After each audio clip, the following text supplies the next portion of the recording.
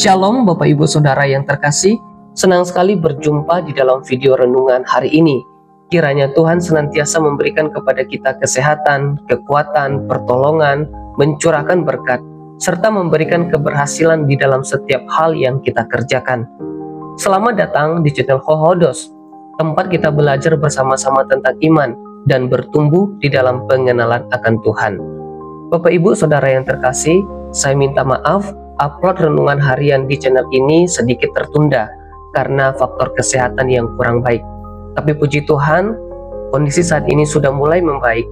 Doakan terus supaya melalui channel Hohodos, pemberitaan firman Tuhan terus berjalan dengan baik, agar banyak jiwa dimenangkan dan ada begitu banyak jiwa yang dibawa kepada Kristus. Puji Tuhan. Bapak Ibu Saudara, hari ini kita akan mendengarkan renungan harian. Mari kita berdoa.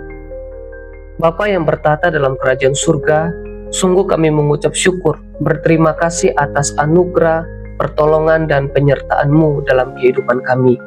Dan saat ini kami akan mendengarkan renungan firman Tuhan.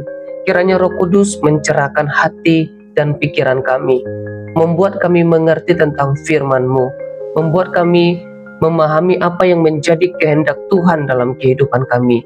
Serta Allah Roh Kudus, berikanlah kepada kami kemampuan dan kuasa untuk melakukan firman-Mu. Di dalam nama Tuhan Yesus kami sudah berdoa. Haleluya. Amin. Saudaraku yang terkasih, judul renungan hari ini adalah Bersama Tuhan di Tengah Api. Dalam Daniel 3 ayat 17-18 disebutkan, jika Allah kami yang kami puja sanggup melepaskan kami, maka Ia akan melepaskan kami dari perapian yang menyala-nyala itu dan dari dalam tangan-Mu, ya Raja. Tetapi seandainya tidak, hendaklah Tuanku mengetahui, ya Raja, bahwa kami tidak akan memuja dewa Tuanku dan tidak akan menyembah patung emas yang Tuanku dirikan itu. Saudaraku yang terkasih, bayangkan kamu berdiri sendirian di tengah tekanan yang sangat besar. Semua orang di sekitarmu kompromi. Mereka ikut arus, mereka tunduk demi kenyamanan, demi kebahagiaan atau keselamatan mereka. Tetapi bagaimana dengan kamu? Kamu berbeda. Kamu memilih tetap berdiri dalam kebenaran. Bukan karena kamu kuat, tapi karena kamu tahu siapa yang kamu percayai. Saudaraku, inilah gambaran yang nyata dari iman yang diuji itu. Bukan di ruang yang nyaman, tapi di tungku api kehidupan. Kita sering berharap Tuhan menjauhkan masalah kita. Tapi kisah yang akan kita bahas kali ini justru menunjukkan Tuhan hadir bersama kita di dalam masalah itu sendiri. Terkadang Tuhan tidak memadamkan apinya karena Dia ingin berjalan bersama kita di dalamnya. Saudaraku yang terkasih, dalam Daniel 3, Raja Nebukadnezar mendirikan patung emas dan memerintahkan semua orang untuk menyembahnya. Siapa yang menolak akan dilemparkan ke perapian yang menyala-nyala. 3 orang pemuda bernama Sadrak, Mesak, dan Abednego, pemuda Yahudi yang ditawan di Babel. Mereka menolak menyembah patung itu. Mereka menjawab raja, jika Allah kami yang kami puja sanggup melepaskan kami, maka Ia akan melepaskan kami dari perapian yang menyala-nyala itu dan dari dalam tangan-Mu, ya Raja. Tetapi seandainya tidak, hendaklah Tuanku mengetahui, ya Raja, bahwa kami tidak akan memuja dewa Tuanku dan tidak akan menyembah patung emas yang Tuanku dirikan itu. Saudaraku, karena keteguhan hati mereka, iman mereka, akhirnya mereka dilemparkan ke dalam perapian. Tapi yang luar biasa, mereka tidak sendirian. Seorang yang keempat, yang wajahnya seperti anak dewa, hadir bersama mereka di dalam api. Tuhan hadir di tengah ujian mereka. Mereka punya iman yang besar, sekaligus mereka punya iman yang benar.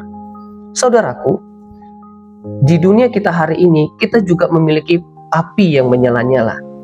Api itu bisa berupa tekanan dari teman, godaan untuk kompromi, masalah keluarga, masalah keuangan, hutang barangkali, masalah pekerjaan, kesepian, atau bahkan iman yang dilecehkan.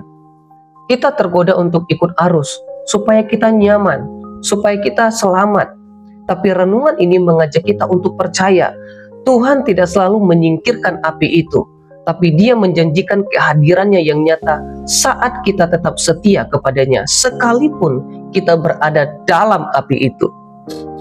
Saudaraku yang terkasih, bagaimana kita tetap bisa beriman kepada Tuhan, percaya kepada Tuhan, bahkan saat hidup terasa seperti perapian yang membakar? Yang pertama, milikilah iman yang berdiri teguh, tidak kompromi. Teks renungan yang kita baca tadi disebutkan, kami tidak akan menyembah dewa Tuanku. Saudaraku, Sadrak, Mesak, dan Abednego hidup dalam sistem kerajaan yang memaksa mereka tunduk pada kekuasaan manusia dan menyembah patung emas. Semua orang lain sujud, tapi mereka tetap berdiri teguh dengan iman atau keyakinan mereka. Ini adalah gambaran iman yang tidak tergantung pada mayoritas atau tekanan sosial. Mereka tidak menunggu kondisi mereka aman untuk taat, tapi mereka tetap berdiri teguh meskipun berisiko. Dalam konteks kita saat ini, patung emas bisa berbentuk tuntutan dunia, popularitas, uang, cinta, pekerjaan, kompromi dengan nilai-nilai, kehidupan, atau double standar dalam hidup ini. Saudaraku, kita sering tahu mana yang benar, tapi kita cenderung takut untuk melakukan kebenaran. Kita takut dianggap aneh, takut kehilangan pertemanan, takut kehilangan cinta, menjual iman, menjual Yesus demi pekerjaan, demi cinta, uang, dan sebagainya. Tetapi ketahuilah, iman yang sejati berdiri teguh di tengah tekanan untuk tunduk. Tetap punya iman yang tertuju kepada Yesus. Jangan takut menyatakan iman. Jangan minder menyatakan bahwa Yesus adalah Tuhanku, Allahku, penebusku, juru selamatku. Dia Tuhan yang benar. Dalam Roma 10 ayat 9, sebab jika kamu mengaku dengan mulutmu bahwa Yesus adalah Tuhan dan percaya dalam hatimu bahwa Allah telah membangkitkan Dia dari antara orang mati, maka kamu akan diselamatkan. Matius 10 ayat 33. Tetapi barang siapa menyangkal aku di depan manusia, aku juga akan menyangkalnya di depan Bapa-Ku yang di sorga. Kisah Para Rasul 4 ayat 12. Dan keselamatan tidak ada di dalam siapapun juga selain di dalam Dia. Sebab di bawah kolong langit ini tidak ada nama lain yang diberikan kepada manusia yang olehnya kita dapat diselamatkan. Saudaraku yang kekasih, Yesuslah yang menyelamatkan kita. Yesus yang mengubahkan hidup kita. Yesus yang memulihkan hidup kita. Yesus yang memberi kekuatan, perlindungan. Yesuslah yang selalu ada untukku dan untukmu. Oleh karena itu, saudaraku yang terkasih, milikilah iman yang berdiri teguh, iman yang tertuju kepada Kristus Yesus. Iman sejati bukan sekedar percaya di dalam hati, tapi terlihat dalam keberanian untuk tetap teguh walau harus berbeda dari dunia. Yang kedua, milikilah iman yang tetap percaya meski belum melihat hasilnya. Dalam Daniel 3 ayat 18 disebutkan, tetapi seandainya tidak, hendaklah Tuanku mengetahui ya Raja, bahwa kami tidak akan memuja dewa Tuanku dan tidak akan menyembah patung emas yang Tuanku dirikan itu. Saudaraku, inilah kalimat yang membedakan iman yang dangkal dengan iman yang dalam. Kalimat ini sedang berbicara seperti ini. Tuhan bisa tolong, tapi kalaupun tidak, kami tetap tidak menyembah yang salah. Artinya, mereka punya iman yang benar. Jadi Sadrak, Mesak, dan Abednego, selain mereka punya iman yang besar, mereka juga punya iman yang benar. Mereka percaya Tuhan sanggup menolong, tapi mereka tidak memaksa Tuhan menolong dengan cara dan waktu yang mereka inginkan. Mereka tidak memegang iman hanya kalau hasilnya sesuai dengan harapan mereka. Banyak orang hari ini percaya Tuhan asalkan masalah mereka diselesaikan, doa mereka dikabulkan, sakit disembuhkan. Saudara-saudara, tapi iman sejati tetap percaya meski Tuhan diam. Bahkan dalam api yang terus menyala, mereka tidak goyah. Sekali lagi saudara-saudaraku, iman sejati, milikilah iman yang sejati di dalam Tuhan. Iman yang sejati adalah iman yang terus percaya kepada Tuhan meskipun kita belum melihat hasilnya. Saudaraku, iman bukan soal mendapatkan jawaban dari Tuhan, tapi mempercayai Tuhan meski jawaban tidak datang. Mari kita hidup karena kita percaya Tuhan. Yang ketiga, milikilah iman yang mengenali hadirat Tuhan di tengah api. Dalam Daniel 3 ayat 25, katanya, tetapi ada 4 orang kulihat berjalan-jalan dengan bebas di tengah-tengah api itu. Mereka tidak terluka, dan yang keempat itu rupanya seperti anak dewa. Saudara, Sadrak, Mesak, dan Abednego tidak melihat Tuhan sebelum mereka masuk di dalam api. Mereka tidak lihat Tuhan. Tapi ketika mereka dilemparkan di dalam api, saat itulah mereka melihat Tuhan. Dan semua orang mengira mereka akan binasa. Dan raja justru melihat seorang pribadi keempat yang hadir di tengah-tengah mereka. Dan pribadi keempat itu kita yakini adalah Tuhan.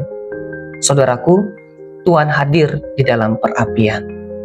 Mungkin dalam kehidupan kita ada perapian-perapian yang sangat panas.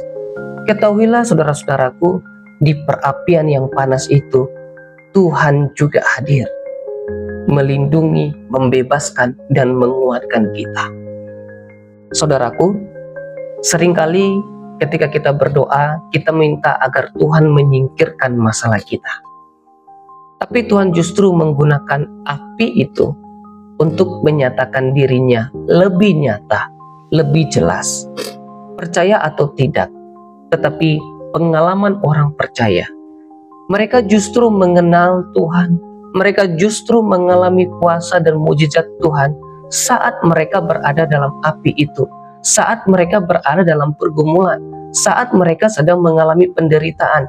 Justru dalam penderitaan dan pergumulan itu kita dapat mengenal Tuhan, kita dapat mengalami kuasa Tuhan, kita dapat menyembah Dia, kita dapat belajar tentang bersyukur kepada Tuhan.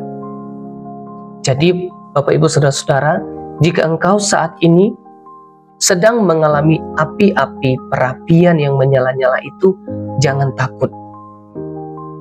Karena ada Tuhan di tengah-tengah api itu, menguatkanmu, memberikanmu keselamatan, membebaskanmu, dan mengangkatmu.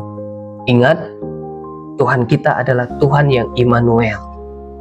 Saudaraku yang terkasih, perapian hidup bisa menjadi tempat perjumpaan ilahi. Tempat kita belajar bahwa penyertaan Tuhan lebih bernilai daripada kelepasan sesaat. Tuhan tidak selalu menjanjikan hidup ini bebas dari masalah, tapi Dia selalu menjanjikan penyertaannya yang setia. Saudaraku yang terkasih, kehadiran Tuhan di tengah-tengah penderitaan jauh lebih penting daripada keajaiban yang menghindarkan penderitaan. Kadang Tuhan tidak menghentikan api itu, tidak memadamkan api itu, karena Dia ingin menunjukkan bahwa Dialah Tuhan yang menyertai kita sampai akhir. Saudaraku, dalam kehidupan ini, kita tidak bisa menghindar dari perapian itu. Perapian tekanan, masalah, rasa takut, ujian iman, keuangan, dan sebagainya. Namun melalui kisah Sadrak, Mesak, dan Abednego, kita belajar bahwa Tuhan tidak selalu menjanjikan jalan keluar yang instan, tapi Dia selalu menjanjikan kehadirannya yang nyata, yang membebaskan kita, yang memulihkan kehidupan kita, memberikan kita keselamatan. Saudaraku, iman yang sejati bukan hanya ketika semuanya baik-baik saja, Tapi ketika kita tetap setia, meski api itu terus menyala, ketika kita tetap percaya, walaupun belum ada jalan keluar, dan ketika kita tetap mencari Tuhan, bukan keajaibannya, tapi pribadinya. Saudaraku, Tuhan tidak janji membebaskan kita dari api, tapi Dia berjanji tidak akan meninggalkan kita di dalam api itu. Mari kita berdoa. Tuhan, di tengah perapian hidup yang sedang kami alami, baik itu tekanan, kesepian, ketakutan, pilihan-pilihan yang sangat sulit, ajarkanlah kami untuk tetap berdiri teguh seperti Sadrak, Mesak, dan Abednego. Tolonglah kami agar tidak memilih yang mudah, tetapi memilih yang benar. Bentuklah kami menjadi pribadi yang tidak hanya mencari kelepasan, tapi mencari kehadirat-Mu, Tuhan. Kalaupun mujizat belum terjadi, biarlah hati kami tetap terus percaya. Kalaupun Engkau tidak padamkan apinya, kami tahu Engkau ada bersama kami di dalamnya. Di dalam nama Yesus Kristus kami sudah berdoa. Haleluya. Amin.